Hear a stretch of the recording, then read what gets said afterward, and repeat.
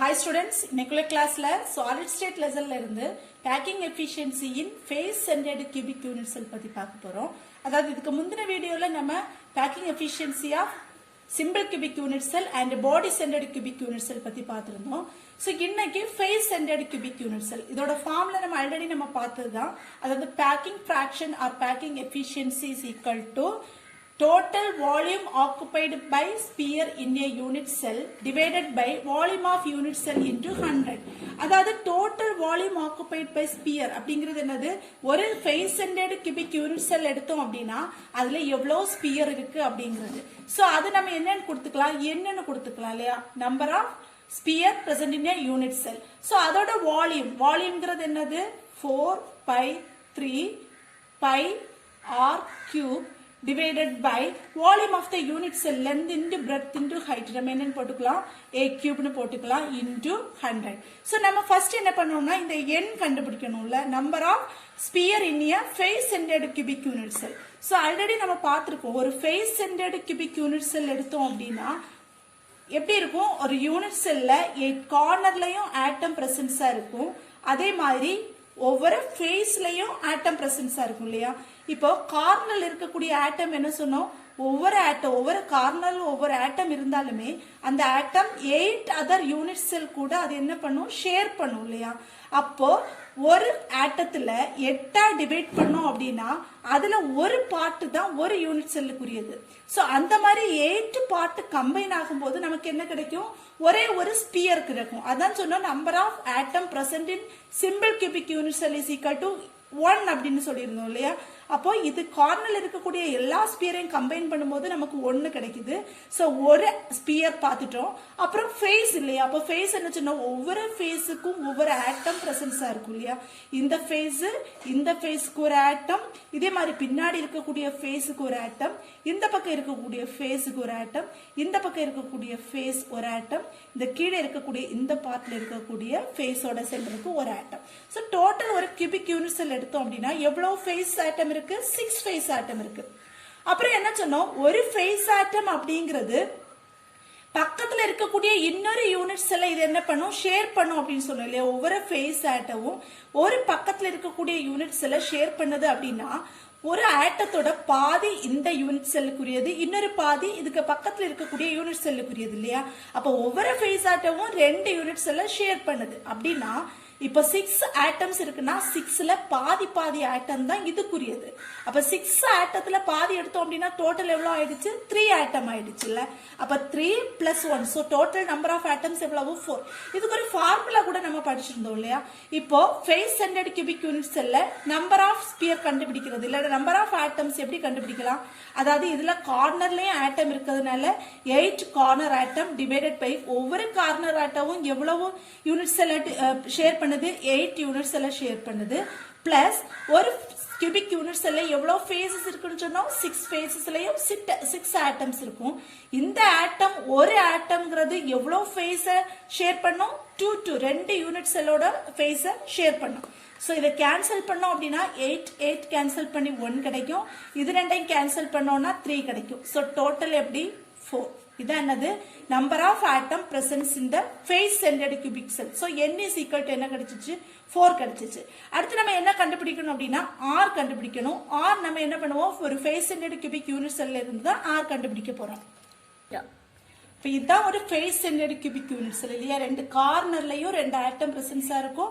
இந்த ஃபேஸோட சென்டர்லயும் ஒரு ஆட்டம் பிரசன்ஸா இருக்கும். இப்போ இதை மார்க் பண்ணோம் அப்படின்னா இது ஏன்னு எடுத்துக்கலாம், இது பின்னு எடுத்துக்கலாம், இது சி, இது டி அப்படின்னு எடுத்துக்கலாம் இல்லையா?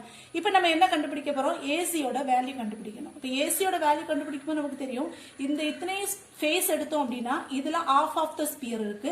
சோ இதோட ரேடியஸ் வந்து r. இந்த ஒரு ஹோல் ஸ்பியர் இருக்கிறதுனால half of the sphere r எடுக்கிறோம், இந்த half of the sphere r ன்னு எடுத்துக்கிறோம்.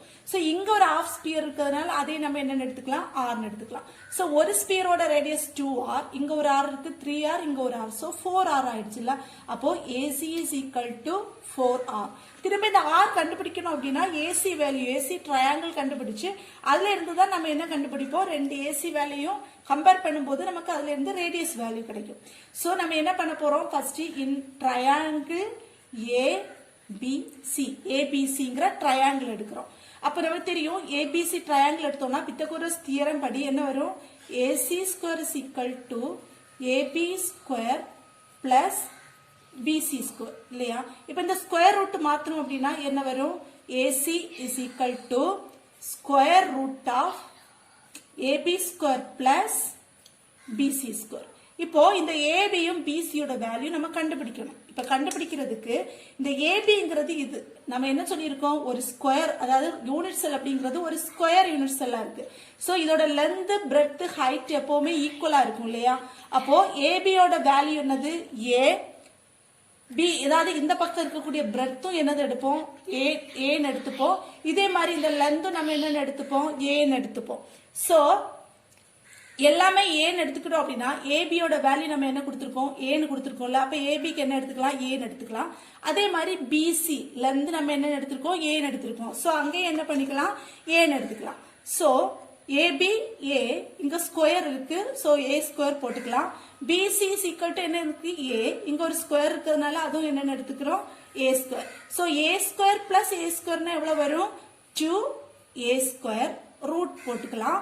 இப்போ AC is equal to root 2 square, அதாவது ஸ்கொயருக்குள்ளாடி ஏ ஸ்கொயர் இருக்குன்னா வெளியே எடுக்கும் போது என்ன ஆயிடும் ஏ ஆயிடும். சோ நமக்கு இப்ப என்ன வேல்யூ கிடைச்சிச்சு ஏசியோட வேல்யூ கிடைச்சிச்சு. So AC is equal to root 2 into A. இங்கே ஒரு ஏசி வேல்யூ கண்டுபிடிச்சிருக்கோம் என்னது AC is equal to 4r. இப்ப என்ன பண்ணணும் இந்த ரெண்டு இக்குவேஷனை நம்ம கம்பேர் பண்ண போறோம். சோ ரெண்டு ஏசி வேல்யூ நம்ம எழுதிட்டோம். ஃபர்ஸ்ட் நம்ம ஏசி ஈக்குவல் டு 4r கண்டுபிடிச்சிருந்தோம். அதுக்கப்புறம் என்னது AC is equal to root 2 into A. So ரெண்டையும் கம்பேர் பண்ணோம் அப்படின்னா என்ன கிடைக்கும் root 2 into A is equal to 4r இல்லையா. அப்ப r வேல்யூ என்ன கிடைக்கும் ரூட் 2 பை 4 இன்டு ஏ. அப்ப r வேல்யூ நம்ம கண்டுபிடிச்சிட்டோம். இப்ப நம்ம என்ன பண்ண போறோம்னா பேக்கிங் எஃபிஷியன்சில r வேல்யூவை சப்ஸ்டிட்யூட் பண்ணணும். இப்ப பேக்கிங் எஃபிஷியன்சி ஃபார்முலா என்ன சொன்னோம் n into number of sphere present in a unit cell into அதோட வால்யூம் இல்லையா. அப்போ 4 by 3 pi r cube divided by a cube into 100 இல்ல. இப்போ இத r வேல்யூவை இங்க சப்ஸ்டிட்யூட் பண்ணலாம். அப்ப என்ன கிடைக்கும் நம்பர் ஆஃப் யூனிட் செல் இருக்கக்கூடிய ஸ்பியர் எவ்வளவுன்னு சொன்னோம் FCC இருக்கு அப்படின்னா 4. so 4 into 4 by 3 pi r, rக்கு பதிலா நம்ம கண்டுபிடிச்சிருக்கக்கூடிய வேல்யூவை சப்ஸ்டிட்யூட் பண்ணலாம். அப்போ root 2 by 4 into A the whole cube இல்லையா. r கியூப் இருக்குல்ல அதனால எல்லாத்துக்குமே ஹோல் கியூப் போட்டிருக்கோம் divided by a cube into 100. இப்போ என்ன பண்றோம் இப்போ 4 இன்டு 4 by 3 by root 2 the whole cube அப்படிங்கிற போது எப்படி வரும், அதாவது இது எப்படி எடுத்துப்போம் root 2 into root 2 into root 2 இல்லையா. இப்ப ரெண்டு ரூட் 2க்கு பதிலா நம்ம என்ன எடுத்துக்கலாம் ஒரு 2 எடுத்துக்கலாம்.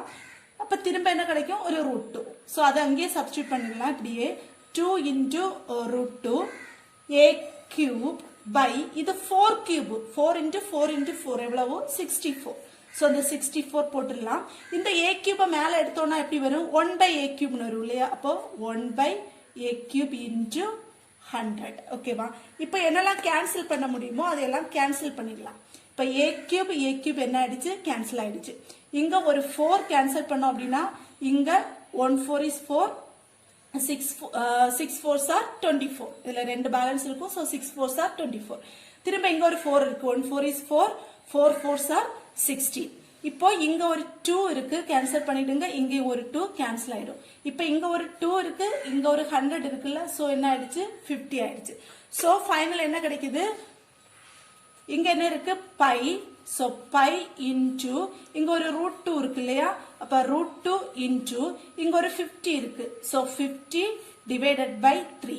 இப்போ பை வேல்யூ நமக்கு தெரியும் எவ்வளவு 3.14 இன்டு ரூட் 2 வேல்யூ எப்படின்னா 1.414 இன்டு 50 டிவைடட் பை 3. இப்போ இது மூணு நம்பரையும் மல்டிப்ளை பண்ணி சோ இந்த 3 வேல்யூஸை மல்டிப்ளை பண்ணி 3 ஆல என்ன பண்றோம் டிவைட் பண்ணோம். டிவைட் பண்ணா நமக்கு என்ன கிடைக்கும் அப்படின்னா 74%. அதாவது பேக்கிங் எஃபிஷியன்சி இன் FCC எவ்வளவுன்னு பாத்தீங்கன்னா 74%. அதாவது ஒரு FCC யூனிட் செல் எடுக்கிறோம்னா அதுல 74% of the space occupied by the sphere or atoms.